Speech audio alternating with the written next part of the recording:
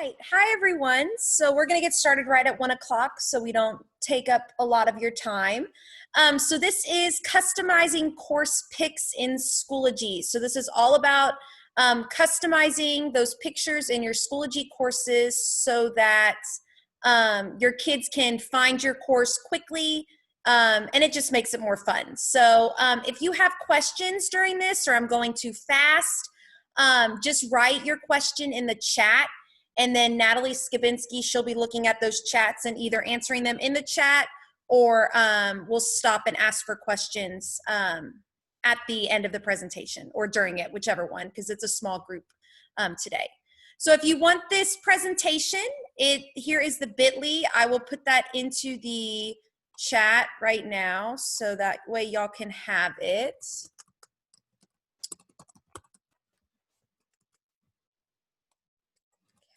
UE to UK. Okay, there's the bit.ly, it's in the chat. So y'all can just click that, and then you can have the presentation going. This presentation is not very long, but there are links to either templates or a link to like a new doc or a new slide where you can actually create while I create your customized course picture. So if you want to get that slide deck, I put it in the chat feature. Okay, the first way that you can utilize creating a customized course pic is through Google Slides. So you can actually create on Google Slides. So if you want to create like one of those Bitmoji virtual classrooms, or you have a picture already that you've created and you want to just add maybe reading, health, geometry to it, you can add to those slides. But if you're following along with this bit.ly, if you click the templates, it'll take you to a template that Jessica Prado, she works in Klein ISD, she posted this on our Schoology course, but it has all of the different templates that you can use for your Schoology courses. So you can hit this use template up here, and then you can use any of these templates, change the name, change the grade level, however you want to do it. So these are already made for you to use. So that's an option you can do. Now, if you want to start from scratch, you can hit Let's Try. And so we can do this together. So if you go to make a copy, we can make one together right now. I can show you some tips that I use on making my course pictures. Okay, so the first thing that I want to do is I always want to add like a background to it. So you can go to background, and you can go to choose image, and then usually I go to Google image search, and I always like the coral colors. So if I go to coral colors, I want to see him go out. Okay, so I usually go to coral colors and I try and find one, like I like this one a lot. So if I click that and I hit insert, there it is, it popped up on mine. So there's my background. Then you want to add like the name of your course. So you always want to have the name of your course on there. So if it's reading, or if it's math, science, social studies, whatever it is, you want to have that somewhere on your course picture so kids can see it. So I don't usually add a text box unless it's a lot of wording. I usually like to go to insert word art, and then I'll just type in, I'll just do reading, and it pops up really big. So I always like to make it as big as I can so kids can see it. So there it is in the center. And then you can change the font. So instead of Arial, my favorite font to use for these is either this Horong one. I really like that one because it's kind of funky. And then I also like to use Love Ya Like a Sister. Okay. Now it's going to look a little weird right there because you need to fill in with the color that you want. So to fill into your actual font on word art, you'll go to this little fill color, and you'll click any color you want. So I'm gonna probably try to do maybe like a dark purple, okay? And then if you click the border color, you can change it to be whatever you want. So I'm just gonna change it to be the same color.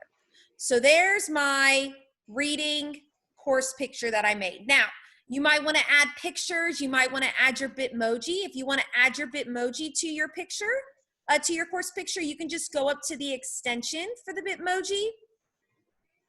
And then let's say I want to add this yay one. So I could just go down and I can add it to my image. Maybe make this a little smaller. Make this a little smaller. Now you got to play with it, but you can make it to be however you want it to be. So there's my finished product. So that's how I want it to look. So when you get your finished product done, you will go to File, Download, and you want to download it as a PNG. Okay, so you're downloading it as a PNG. Now you can download it as a JPEG, whichever one of these two you like best, you can download it as, but I'm going to download it this time as a PNG file. And it pops up on the bottom of your screen. Now, you want to save your file to your actual files on your computer. So you're going to hit Show in File, and I'm just going to drag up and drag it to wherever you want to save it. And now it's saved in my pictures. So then going back to your Schoology, you'll go to your Schoology course. And if I am in my practice course, you're going to go over, hover over the picture. You'll go to Edit Picture. You'll hit Attach File. And there's my picture. So I'll just double click it. Boom, it's there. Okay, so that's just one way with Google Slides that you can create a picture for your course. Okay, let me check the chat to see if there's any questions. The above link takes me to a different presentation. Oh, let me get the right link for you. Okay, yes, please get the right link, Ms. Skabinski. I appreciate that. Okay, so that's how you get the Google Slides. So now let's look at the next one. Google Drawing is the next one that you can create your course pictures in. So I've actually made an example. This is my example that I created for my course. So you can either use this example or just look at the example however you want, but this is the example I made. So now let's try it on Google Drawing. So if you click that let's try and you hit make a copy. Not good, not good. Okay. All right, the first thing you have to do is figure out the size for your Google Drawing. So if you want to keep it with this 8x11 size, that's perfectly fine. It works great. But you see down here where there's this arrow at the bottom, you can actually make this and drag it to be any size you want. See, it just made it bigger. Or you can drag it to be smaller. And it'll look bigger in the picture, but it's really, this is really like almost a 4x4. But I'm gonna make mine a little banner. I'm gonna make it a little bigger, just like that. Okay, all right, so you're gonna pretty much do the same thing you did for your Google slide. You're gonna go and right click on the backgrounds, and you can either change the background to be any color. If you want to add a picture as your background, you can go to Insert, Image, and you can search the web or upload one from your computer. But for me, I'm just gonna change it to be a color for this one. So I'm gonna change it to be a light purple, okay? All right, now I'm gonna add my word art. So I'm gonna go to Insert, Word Art, and I'm gonna type in Social Studies. Okay, there it is. All right, I'm gonna make it big so my kids can see. All right, so then after you have your wording, then you can fill in with whatever color you want. So I'm gonna fill in with maybe like this kind of color, and then I'm gonna have the outside the same color. So there's Social Studies. Now, a trick that I like to do with my drawings is I like to make a border around the edge. So to do that, you'll go to this where it has the shapes. You'll go to Shapes, and I always like to use the square for my borders. And I'll just draw out a border all the way around. Okay, now it's gonna look weird because there's a blue box around. So you're like, hello, where'd my things go? You wanna go up to the fill color and hit transparent. So now you can see through the box. Now, I always like to have my outside border be a little thicker than what it is. So to make the outside border thicker, you're gonna go to Border Weight, and I'm gonna usually hit a 4. So see how it made it just a little bit thicker? You can play around with that as well. Also, you can change if you want it to be dots, dashes, and dots. So there's what it looks like with the dashes and the dots. So it's just, and you can also change the color of your border as well. Okay, so once you get your template in drawings that you want, you'll just go to File, Download as a JPEG, and you'll do the same thing we just did for the Google Slides. You'll go to the arrow, you'll hit show it in folder, you'll drag it to where you want it to be. Then you'll go back to your practice course, hit edit picture. I'm gonna attach a file. There's my social studies, okay? So it's the same exact thing with Google Slides, but it's just in a different format of Google Draw. So that's another way that you can change your course picture. Now, the last way that I've tried, there's probably multiple ways you can do to change your course picture, but just ones that I've tried, Canva. This is a new one for me. So Canva is something that I am doing more things with because it's an awesome resource. So if you do not know about Canva, I suggest you go and look into it some more, but it's about creating beautiful designs through infographics, newsletters, pictures, logos, etc. So if you click this example, this is an example I made today for one of my classes. This is a pre-made template. So this was pre-made. All I had to do was write in Miss Amaya's practice course in Schoology. That's all I had to type in. The background was made, the colors were made, the fonts were made, everything was created. I just had to put in the words that I wanted. So this is my example of what one of the Canvas looked like that I created. So if you do want to try working with Canva and maneuvering it, it's a very simple tool. I've added the website link to the Let's Try box. So right now I'm going to show you how to create on Canva. So if you're in Canva, if you've logged in with your Google, you'll just go up to Create Design, and there are so many different designs that are already sized for you. So if you're trying to make a blog banner or a classroom banner or a Google Sites banner, you'll just click the banner and it's already the correct size for a banner that works for your blog. Now, if you wanted to create an infographic, which is more of like a, either like a newsletter you want to create or just some type of a graphic that you're working on, you can click infographic. It's just endless possibilities. If you have a YouTube channel, you can create a YouTube thumbnail that you can create your items from there. So it's just a phenomenal resource. So what I'm going to do is I'm going to click blog banner. This is the one I'm going to work on. And there are templates that you can use, free templates. This is all free. You can upgrade to the paid version, but everything that I've done so far has been free and I haven't had to buy anything. So I would suggest just looking at the free one first because there are tons and tons of options in the free one. So if I'm looking through here and I don't see one that I like, you can actually search your template. So I can type in like education, and there's some that pop up. Or I can type in colorful, and there's some that pop up. So it's whatever template you would like to use. Now, if you want to use just a clean slate, you don't have to use a template. Okay, you could just work off of a clean slate.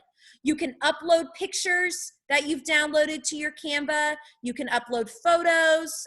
You can actually look through photos on here on the websites, and you can search photos on here. You can add in different elements. So you can add in different features to it, different pictures from the internet. Your text, you can add in text. You can add a heading, subheading. You can add in videos, you can change the background. It's just endless possibilities. So what I'm going to do for time's sake is I'm going to use a template, and let me find one that I like. I'm going to type in maybe farm. Okay, there's no one for farm. Of course there's not. Okay, I'm just going to look for colorful. And I'm going to use this one. I like that one. And so in this one, this is a template that you can use. So what I'm going to do is I'm actually going to, I like this one better. Okay, so here's one that I like. So in this text box, I can double click and I can type in Miss Amaya's class. And I can type in this little box, I can type in practice course if I wanted to. Okay, so you can actually add to these templates as well. And you can add your Bitmoji to these templates, yay.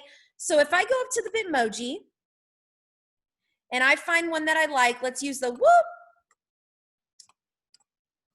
Where'd it go? Oops, okay, I gotta download it. So if I go to Bitmoji and I go right click and I copy it, and then I go to uploads, there it is right there. So I click this one, there it is. So if I wanted to add my Bitmoji, okay, there we go. All right, so there's my Bitmoji. There's what I like. I love that. That's wonderful. Okay, so now you're gonna go to where it's the top right-hand corner and go to downloads. And I'm gonna download it as a PNG file, so just a picture file. Download it. It's preparing my design. Once it prepares your design, it'll pop up at the bottom, just like when you downloaded your Google Drawing and your Google Slide. You're gonna move it to whatever file that you want to save it to. And then you're just gonna do the same thing as you did the last 2 times. You'll go to Edit Picture, Attach File, and I've attached the file that I wanted for my course picture.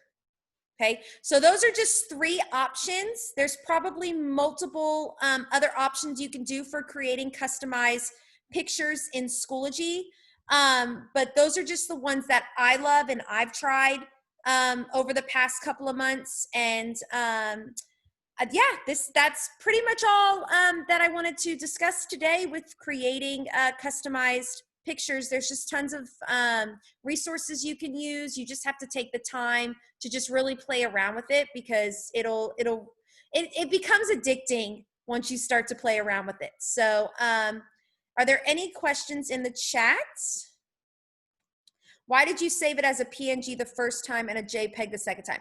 Okay, so PNG is used for when you have multiple slides. So if I have multiple slides like this and say, oh, let me do it like this. So if I wanted to copy this multiple times, because I have 3 classes and I wanted them to all be the same, and I do this one as math, and then I do this one as science, let's say, okay?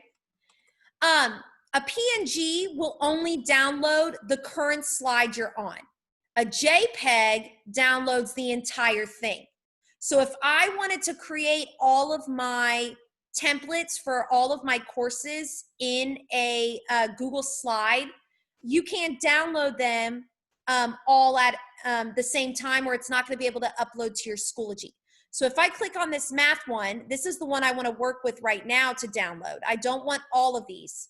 Then you'll go to File, Download, and see how it says Current Slide, PNG. So there's my PNG, Show in Folder. It's right there.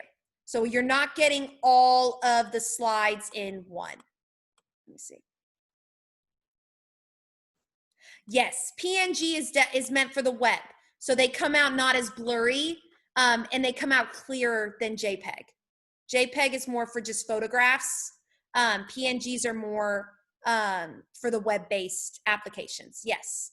And then PNGs are also great because if you're creating like those digital interactive notebooks and you have like a graphic organizer, but you don't want your kids to be able to touch or maneuver or delete any of the graphic organizer part, you just want them to be able to add to it, you can download your slides as a PNG and then upload it back as your background. So kids will not have to be able to delete anything off of there. Okay, so that's what a PNG is. So I could show you that really quick. So if I have, go to my drive. If I have, actually, let's go back here. If I add another slide and say I wanted to insert like some, say I wanted to insert like a graphic organizer. Let's see if I have a graphic organizer. Okay, let me see. If I go to insert, image, I want to search my drive. Let's see.